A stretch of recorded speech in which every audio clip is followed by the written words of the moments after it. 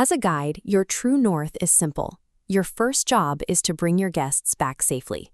Everything else, the stories, the views, the photos, comes after that. To make sure that happens every time, we are going to build a guest safety blueprint together. By the end of this video, you will have a concrete, customized checklist tailored directly to your specific route. Grab a physical notebook or open a digital document and decide which primary environment you operate in. Whether you lead guests over mountain trails, through city streets, or onto the water, this structure applies to you. Keeping safety rules in your head leaves room for assumptions and blind spots. Writing them down forces you to confront the actual risks of your route and establishes an objective standard you can rely on when conditions shift. Once you formalize a plan, you remove the underlying anxiety of the unknown. That preparation gives your guests the space they need to completely relax and enjoy the experience. Step 1 is setting your environmental baselines.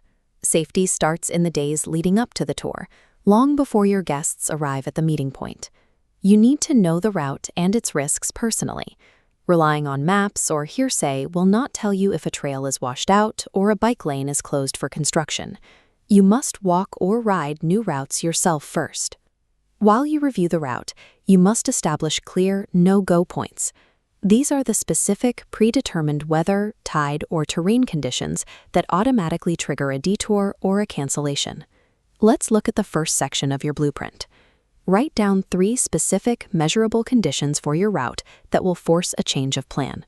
For example, extreme heat, a specific high tide level, or lightning. Deciding these limits right now removes the pressure later. It stops you from making overly optimistic, untested detours just to save time when you are already out in the field.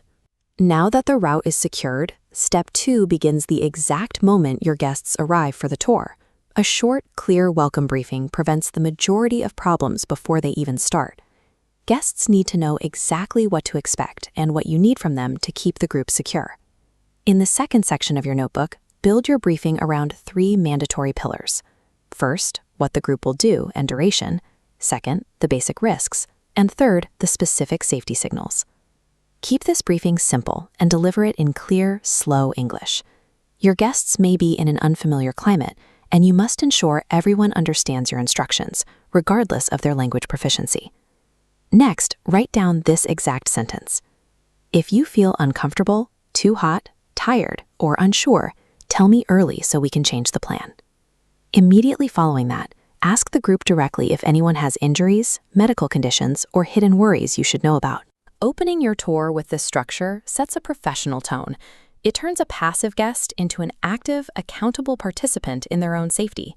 Step 3 moves from how we talk to what we use. The right basic equipment reduces risk significantly. Your operational rule for gear is straightforward. Equipment must be inspected on a regular schedule. You cannot wait to check an item until after something breaks.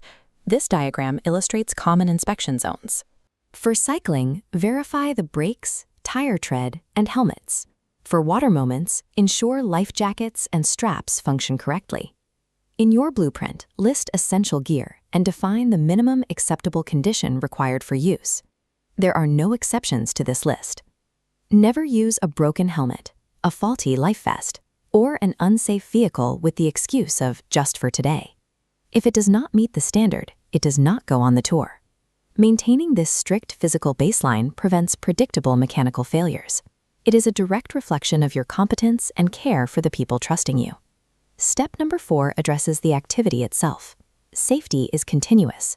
Once the group is moving, you are actively monitoring them, not just leading from the front. Look at this comparison. Your operational rule for pacing is that your speed is not the fastest person's speed. You must set a pace that matches the slowest or least confident guest in your group. You have to regularly check behind you. Do not let the group stretch into separate, unmonitored pieces, especially in high-risk areas like traffic intersections, crowded streets, or steep drops. Keep them compact and give clear instructions before tricky sections. Monitoring also means managing behavior. Guests sometimes push for things that are unsafe, like going faster, heading off trail, or swimming in rough water. Your job is to be the calm, definitive boundary, even if it disappoints someone. Go to the 4th section of your blueprint and write down your boundary phrase. When a guest advocates for risky behavior, use this line: "It is better to be slightly disappointed today than seriously hurt." Enforcing that calm, firm boundary is the ultimate protection. It preserves the guest's physical well-being, and it secures your operational license, your income, and your reputation. Step 5 prepares you for the unexpected. Even with meticulous planning, falls, minor injuries, or near misses will happen. When an incident occurs, first, stop and secure the group. Second, provide first aid or call for help. Third, reassure the guest. Fourth, document and inform Girin. That final step is critical. Write down exactly what happened, the time, place, lead-up, and your response. We treat every incident or near miss as a lesson for the next time, not as something to hide. Transparently reporting these details helps us identify patterns and improve safety standards across the entire platform. Look at what you've just built. In the last few minutes, you have constructed a comprehensive, customized guest safety blueprint. You now hold the exact environmental parameters, the minimum equipment standards, and the precise language required to manage risk on your route. Guests remember how a day felt. When they feel secure and looked after, they will remember the route with warmth, even if the weather shifts or things do not go exactly to plan. Take this document and integrate it into your preparation tomorrow. Run your equipment checks, read your briefing script, and enforce your pacing rules on your very next scheduled moment. Girin wants safety to be a shared habit, not a one-time form. Making this blueprint a systematic part of your routine is the truest execution of the Girin Pledge.